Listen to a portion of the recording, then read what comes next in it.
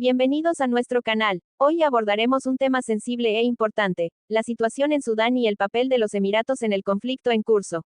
Mientras Sudán sufre una guerra civil sangrienta, aumentan las acusaciones internacionales dirigidas a los Emiratos por alimentar este conflicto a través del apoyo a las fuerzas de apoyo rápido.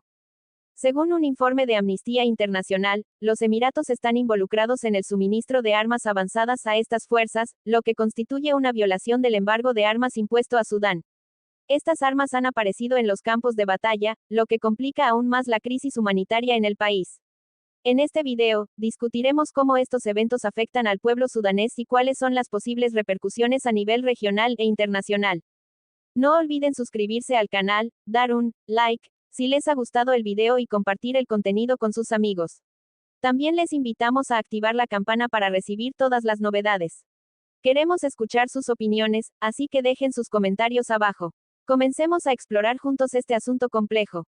Mientras Sudán sufre una guerra civil sangrienta que ha devastado la capital y desgarrado las regiones, continúan las acusaciones internacionales dirigidas a los Emiratos, que insisten en desempeñar un papel oculto y activo en alimentar el conflicto armado a través del apoyo a las fuerzas de apoyo rápido lideradas por Mohamed Hamdan Dagalo, conocido como Hemeti. Las últimas acusaciones provienen de Amnistía Internacional, que reveló en su reciente informe la implicación de Abu Dhabi en el suministro de armas chinas avanzadas a las fuerzas de apoyo rápido, incluyendo bombas guiadas y obuses de campo de los modelos A4 y GP6. Estas armas constituyen una violación directa del embargo de armas de la ONU impuesto a Sudán. La investigación aclaró que estas armas han aparecido en los campos de batalla en Darfur y Jartum, específicamente después de que el ejército sudanés recuperara el control de la capital en marzo de 2025.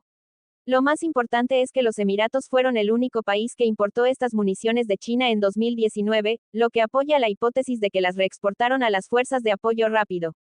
Por otro lado, la crisis humanitaria se ha agravado en las áreas bajo el control del gobierno sudanés, donde Port Sudán ha sido objeto de ataques intensos con drones que también se sospecha están financiados indirectamente por los Emiratos, lo que ha llevado a una nueva ola de desplazamiento y a una grave crisis de suministros. La respuesta de Sudán no se hizo esperar, ya que Jartum anunció oficialmente la ruptura de sus relaciones diplomáticas con los Emiratos, describiéndolos como un estado agresor, acusándolos de intentar socavar la unidad de Sudán y saquear sus recursos de oro y petróleo a través de las milicias de las fuerzas de apoyo rápido.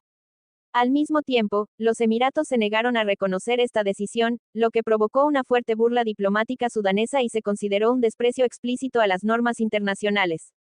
En medio de todo esto, queda la dolorosa pregunta, ¿planean los Emiratos convertir a Sudán en una nueva Siria? ¿Y seguirá el mundo ignorando este papel destructivo? La sangre que se derrama allí sigue caminos trazados por el dinero y las armas de algunos países del Golfo. Gracias por su seguimiento, y esperamos verlos en los próximos videos.